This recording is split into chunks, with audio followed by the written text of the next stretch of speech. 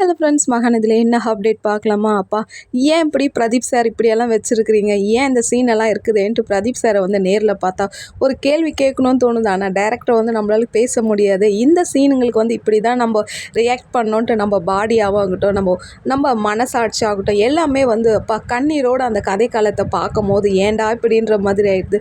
நம்ம காவேரி வந்து தாத்தா வந்து கேட்பார், என்ன விஜய் காவேரியே ஆளே காணுமே, காவேரி எங்கே போனோம் தாத்தா, நானே 1 ஹவராக தேடி நிற்கிறேன் தாத்தா. நம்ம சரிடா அவங்க அம்மா வீட்டுக்கு தான் போயிருப்பான் போது காவேரி வந்து ஒரு பைக்கு ஓரமாக எடுத்துகிட்டு காவேரியோட கண்கள்லேருந்து அப்படியே ஆனந்த கண்ணீர் தாங்க வருது. ஏன் நிவின் கிட்ட போயிட்டு அக்ரிமெண்ட் கல்யாணம்னு ஏன் இவர் இப்படி சொல்லி வச்சுருக்கிறாரு? அப்போது அவர் என் மனசில் வந்து நான் வந்து அவரோட மனசில் இல்லை பொழுகுது, அதால் தான் அவர் இந்த மாதிரியெல்லாம் பேசி வச்சுக்கிறேன்.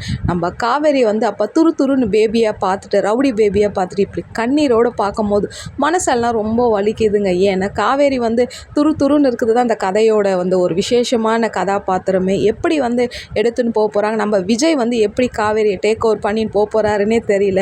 ஆனால் இந்த வாரம் ஃபுல்லாக வந்து சோகமாக இருக்க போதும் நான் 100% எதிர்பார்க்குறேன்.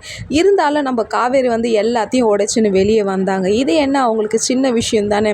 காவேரி வந்து விஜய் வேணும்னு போராட தான் போகிறாங்க. விஜய் யாருக்கோசரம் வெயிட் பண்ணுறாரு? பழைய காதலியா, இல்லை இப்போ இருக்கிற எனக்கோசரம் எல்லாமே பண்ணுற காவேரிக்கான்ட்டு வெயிட் பண்ணுறாருன்னு பார்க்கலாம். உங்களுக்கு நம்ம விஜயும் காவேரியுமா, இல்லை விஜயும் வெண்ணிலாவும் ஃபேர் ஆகணுன்ற லைக் பண்ணுங்கள், கமெண்ட்